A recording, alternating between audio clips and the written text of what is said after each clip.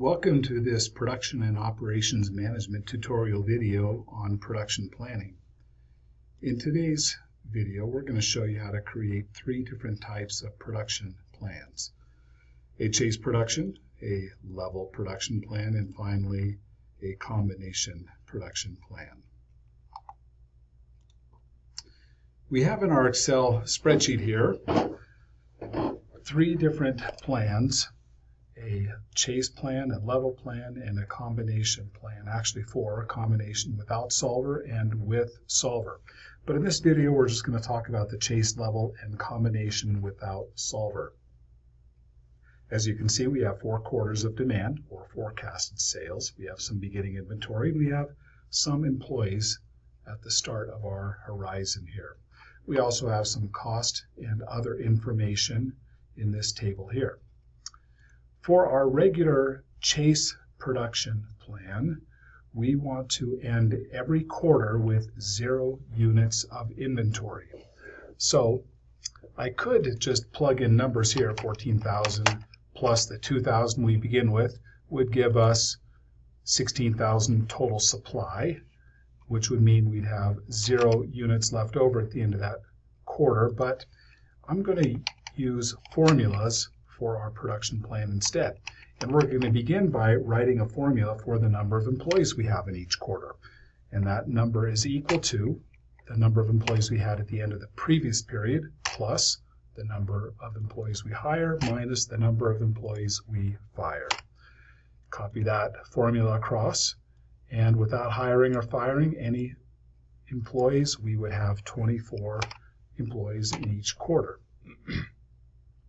Our ending inventory is equal to the inventory we had at the end of the previous period plus our regular production plus our overtime production minus our demand or forecasted sales.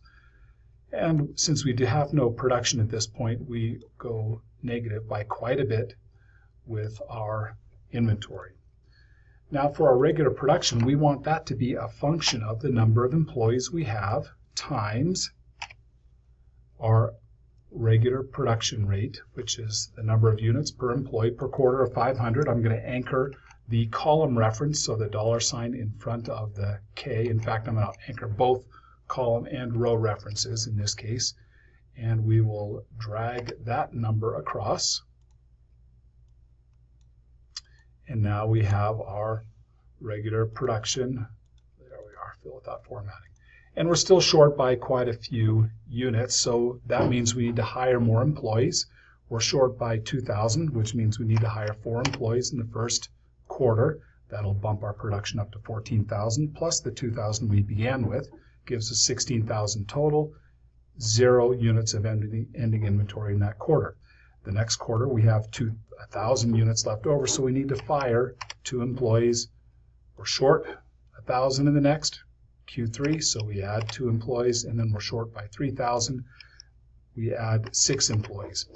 Now, it might seem a little odd to be hiring and firing employees willy-nilly like this, and reality is companies who need that flexibility would probably use temporary employees, or it may not be expensive to hire and train new employees.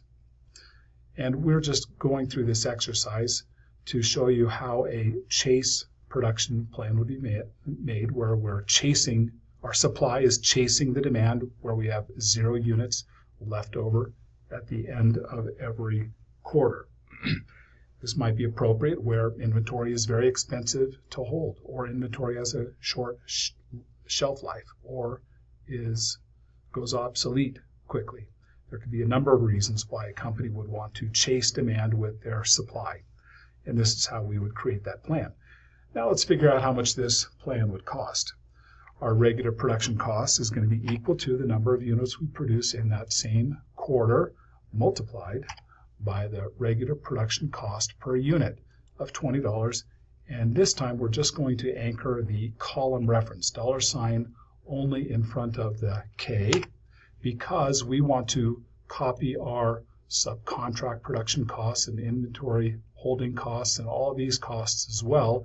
And these cost categories here in this table are in the same order as the cost information here, so we should be able to just drag this cell down, copy it into the lower cells, and sure enough, we can check this. 6,000 is our higher cost in the first quarter, which is equal to hiring 4 employees times $1,500 an employee gives us $6,000. So it looks like the numbers are correct, and we'll drag that across to get our cost across each quarter.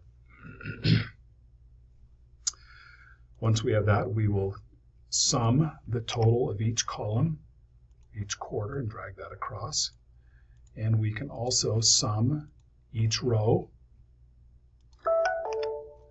drag that across, or drag that down now. And finally, we can get the grand total for this production plan. Auto sum, we could sum the column or the row. Either one will give us the same answer of $1,187,000. Now that we have this Chase production plan in place, we're ready to look at the level production plan. As you can see here, I've taken the existing Chase production numbers, formulas, and hired and fired employees, everything, and put them into this level production plan. But this is not what a level production plan is. A level production plan is where we have level regular production across all 4 quarters. And you can see our production changes from quarter to quarter.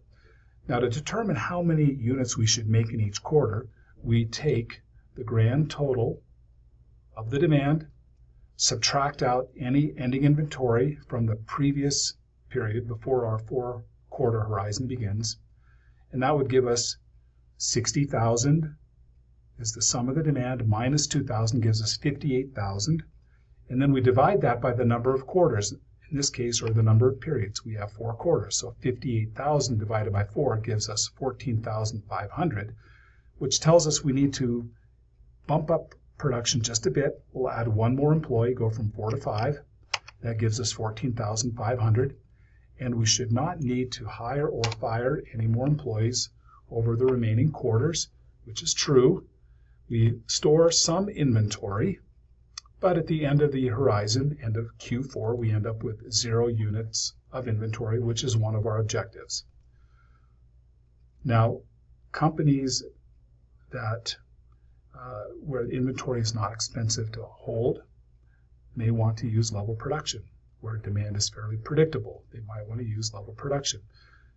A lot of companies, manufacturers, do not like change, and so if they don't want to hire and fire or produce different quantities every month or every quarter, they might go with level production. So there's a number of reasons where level production might be appropriate. Now, we have already created the cost formula, so we have our grand total of this production plan of $1,177,500, about $10,000 less than the Chase production plan. Finally, let's take a look at the combination production plan without using Solver. I've already created this plan. We have some level production. We have some subcontract production. We're holding some inventory, and we did some hiring.